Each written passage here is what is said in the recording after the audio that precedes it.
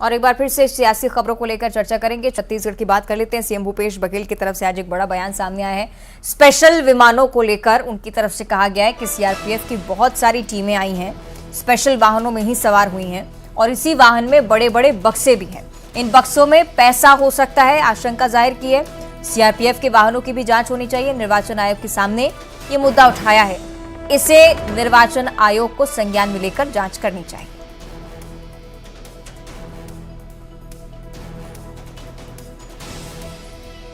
लेकिन सीआरपीएफ के जो प्लेन में भर के बक्से भर के बड़े बड़े बक्से भर के आए हैं, उसकी चेकिंग नहीं हो रही है। ईडी आए, जांच करे,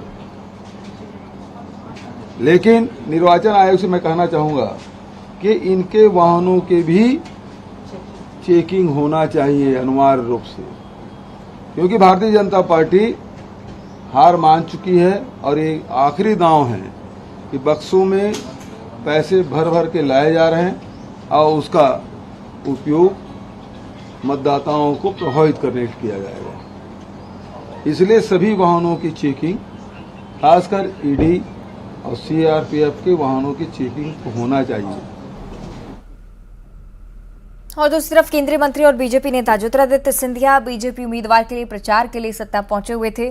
कांग्रेस पर जमकर हमला बोला है। यहाँ दोनों की जोड़ी ने मुझे ललकारा, मैंने तय किया कि वो रहेंगे अहम। दिग्विजय सिंह और कमलनाथ की बात कर रहे थे, वही हुआ। साथ ही ये भी कहा कि जय वीरू की जोड़ी क्या करती है आप सभी जानते हैं, उन्हें सत्ता मत देना, कुर्सी देख उनकी चमक और ज्यादा बढ़ जाती है। साथ ही ये भी कहा है कि कांग्रेस चाहे जय वीरू बन जाए, कमलनाथ दिग्विजय बन जाए, बीजेपी जन जन की पार्टी है, हम सिर्फ जनता के दिल में जगह चाहते हैं। मां शारदा का आशीर्वाद देकर आए हूं, प्रदेश में पूर्ण बहुमत की उम्मीद रखता हूं, कहना है ज्योतिरादित्य सिंधिया का। जो जोड़ी है ना, जोड़ी बड़े भाई, अरे बोलो मेरे साथ, बड़े भाई और छोटे भाई की जोड़ी। भ्रष्टाचार का आलम, वल्लभ भवन को भ्रष्टाचार का केंद्र, मध्य प्रदेश में उद्योग नहीं लाए लेकिन नया उद्योग शुरू कर दिया, ट्रांसफर उद्योग का काम शुरू कर दिया था मध्य प्रदेश में। सेवा भाव का रास्ता भूलकर सत्ता भाव का रास्ता पकड़ा था। और आज मुझे गर्व है कि जब सिंधिया परिवार की मुखिया को डीपी मिश्रा जी ने ललकारा था, उस समय राजमाता विजयराजे सिंधिया ने धूल चटाने का काम डीपी मिश्रा को किया था। और जब सिंधिया परिवार के इस मुखिया को उस जोड़ी ने ललकारा तो हमने भी निर्णय किया कि या तो हम रहेंगे। तो ज्योतिरादित्य सिंधिया को आपने सुना। आगे बढ़ते हुए कमलनाथ की भी बात कर लेते हैं। सागर के खुरे में जनसभा को संबोधित कर रहे थे। बीजेपी पर कड़ा प्रहार किया है, कहा है कि मैं कौन सी गलती कर बैठा था, मैंने सौदा नहीं किया। उन्होंने अपनी सरकार की 15 महीने की जो उपलब्धियां थी उनको भी गिनाया है। साथ ही कहा है कि प्रशासन ने जिनके मकान गिराए हैं उनकी सरकार बनने पर दोबारा मकान बनवाए जाएंगे।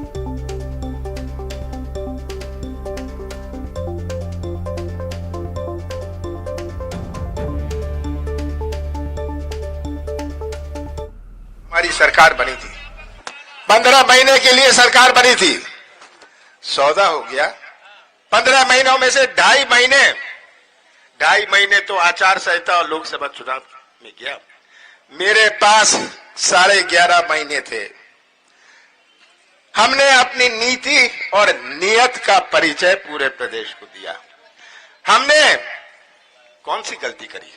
अगर 27 लाख किसानों का कर्जा माफ किया, कौन सी गलती करी मैंने? हमने सागर जिले में 80,500 किसानों का कर्जा माफ किया। क्या कर्जा माफ हुआ पहली किश्त में? और वहीं राहुल गांधी को लेकर केंद्रीय मंत्री प्रहलाद पटेल की तरफ से तमाम बड़ी बातें कही गई। उन्होंने कहा कि राहुल गांधी खुद की जाति का पता नहीं रखते हैं और जाति के नाम पर देश में आग लगाने की कोशिश कर रहे हैं। एमपी में 20 साल में 3 मुख्यमंत्री रहे, तीनों ओबीसी के थे।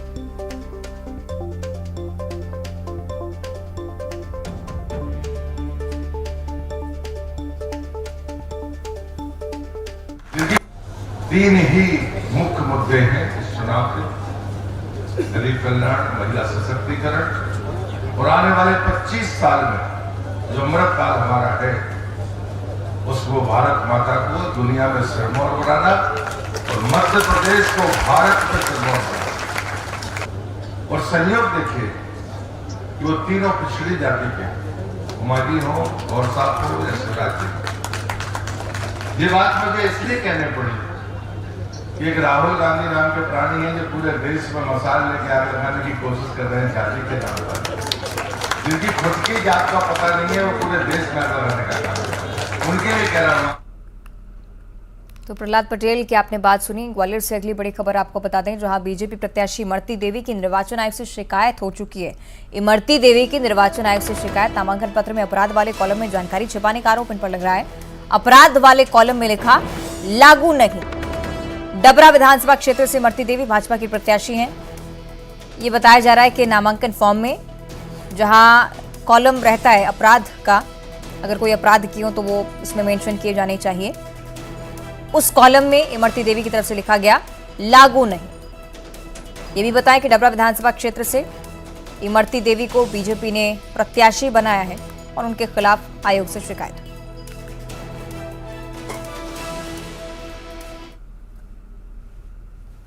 और एक छोटे से ब्रेक के लिए रोक रहे हैं, खबरें लगातार जारी है।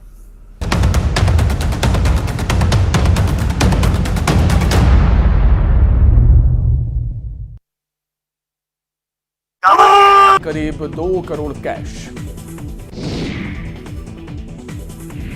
केंद्रीय मंत्री धर्मेंद्र प्रधान ने रायगढ़ में एक चुनावी जनसभा को संबोधित किया। कहा, उखाड़ फेंको कांग्रेस सरकार, बीजेपी प्रत्याशी के लिए किया प्रचार। कानपुर में नक्सलियों की साजिश नाकाम, जवानों ने आईडी बम किया बरामद, किया डिफ्यूज, सर्चिंग पर निकले थे जवान। बीजेपी प्रवक्ता केदार गुप्ता ने कांग्रेस पर किया हमला। कहा, कांग्रेस नेता प्रवास पर आ रहे छत्तीसगढ़, कांग्रेस ने पहले जो घोषणा की वो अब तक नहीं की पूरी। रायपुर में बीजेपी के आरोप पर बोले टीएस सिंहदेव। कहा, गंगा जल लेकर हमने किस चीज पर शपथ खाई थी, मैंने आज तक कभी गंगा जल को लेकर नहीं खाई कोई कसम। महासमुंद में चुनाव को लेकर अलर्ट मोड में पुलिस। छत्तीसगढ़ उड़ीसा सीमा पर गाड़ियों की सख्ती से जांच, हर आने जाने वाले पर पैनी नजर।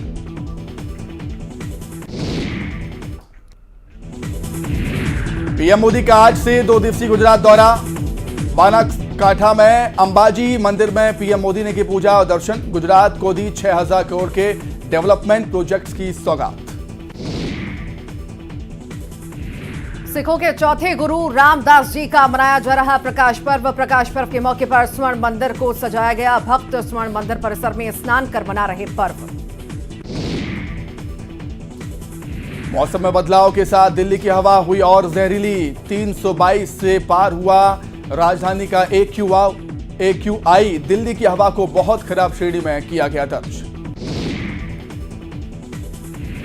यूपी के गाजियाबाद में छात्रा से लूट का आरोपी जितेंद्र एनकाउंटर में ढेर। एक आरोपी की पहले ही हो चुकी है गिरफ्तारी। घायल छात्रा ने इलाज के दौरान तोड़ा था दम। पाकिस्तान के चीफ सेलेक्टर इंजमाम उल हक ने दिया इस्तीफा। पीसीबी चीफ जका अशरफ को भेजा इस्तीफा। विश्व कप में लगभग बाहर हो चुकी है पाकिस्तान क्रिकेट टीम। एयरपोर्ट पर मस्ती करती दिखी एक्ट्रेस रश्मिका मंदाना। आने वाली फिल्म एनिमल को लेकर है चर्चा। एयरपोर्ट से बाहर पेपराजी ने कहा थैंक यू लिली।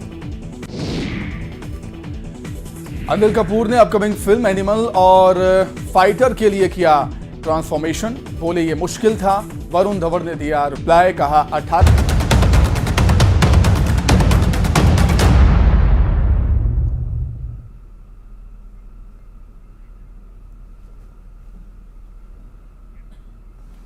और ब्रेक के बाद एक बार फिर से आपका स्वागत है। खबर अगले उज्जैन से, जहां उन्हेल तहसील के पास 2 ट्रकों में टक्कर हो गई। टक्कर इतनी भीषण थी कि दोनों ही ट्रकों में आग लग गई। मौका रहते दोनों ड्राइवर्स ने अपनी जान बचाई। सूचना पर फायर ब्रिगेड को बुलवाया गया। आग पर काबू पाने की कोशिश की गई। इस घटना से उज्जैन मार्ग पर दोनों तरफ वाहनों की लंबी कतारें नजर आई। इतना भीषण हादसा था कि आवागमन पूरे मार्ग पर बाधित हो गया। ये तस्वीरें हम आपको दिखा रहे हैं उज्जैन की। 2 ट्रकों में भीषण टक्कर और उसके बाद जो आग निकली, जो तस्वीरें सामने आई वो आपकी टीवी स्क्रीन पर है। टक्कर के बाद भीषण आग की स्थिति, पूरा मार्ग बाधित रहा। राहत भरी बात यह कि जनहानि नहीं हुई। ड्राइवर मौका रहते इस वाहन से बाहर आ गए। दोनों ही ट्रकों में ड्राइवर सवार थे। फायर ब्रिगेड की टीम पहुंची। उसके बाद काफी मशक्कत के बाद इस आग पर काबू पाया जा सका, क्योंकि इतनी भीषण आग थी, काबू पाना बहुत ज्यादा मुश्किल हो गया था। उज्जैन मार्ग पर दोनों ओर वाहनों की लंबी कतारें, जिसके चलते आवागमन बुरी तरह से प्रभावित। लोग तो निकल गए मेरा। और इसी के साथ बुलेटिन में इतना ही। देखते रहिए न्यूज़ 18।